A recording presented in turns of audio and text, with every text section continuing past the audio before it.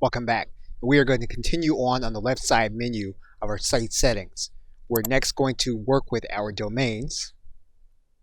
And basically, this is where you can confirm what you want your school domain to be.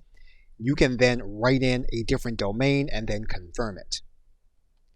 Now, while you can add multiple domain names inside of your Teachable account, you can only make one your primary. So what you're going to want to do is you're going to want to choose one to be your primary domain, and then that will serve for your Teachable domain.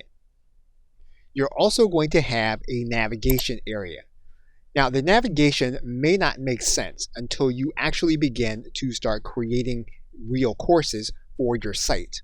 However, you can customize your homepage settings. So you can customize what an individual is going to see when they are logged out. You can customize what an individual is going to see when they are logged in terms of your site pages. And if you keep in mind that this is going to be school specific, then you'll be able to determine how you want this school to be treated. You can add in a specific link to your navigation bar. So for example, what we can do is we can click Add a Link. We can then determine where we want that link to show up. We can then write in the text. We can determine whether we want this to be open in a new tab, and we can determine who is going to see this individual link. We can determine if it is going to be viewed by everyone or just the individuals that are logged in or just the individuals that are going to be logged out. So what we're going to do here is click Add Link. We can undertake the same process in the footer area. So for example, we can click Add Link. The location is going to be in the footer. We can write in the text and the URL. Once we do that, we can click Add Link. Then we'll have a tab that will be visible in the actual footer of our Teachable site.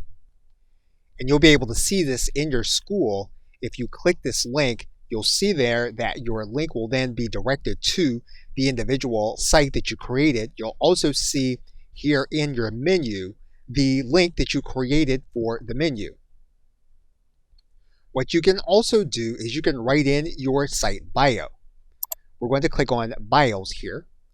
And what you're going to do, you're going to customize the bio for the instructor of the school. What you can do then is you can write in your headline and then your image.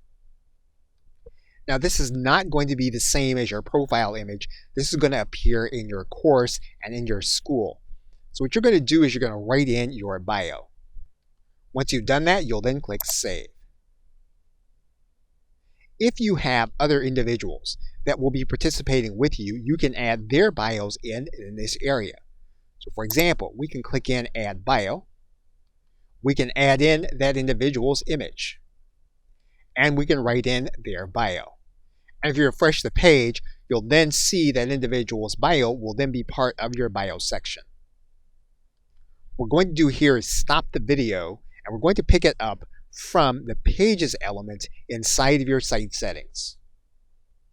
Okay, so with that, thanks, and I will see you in another video.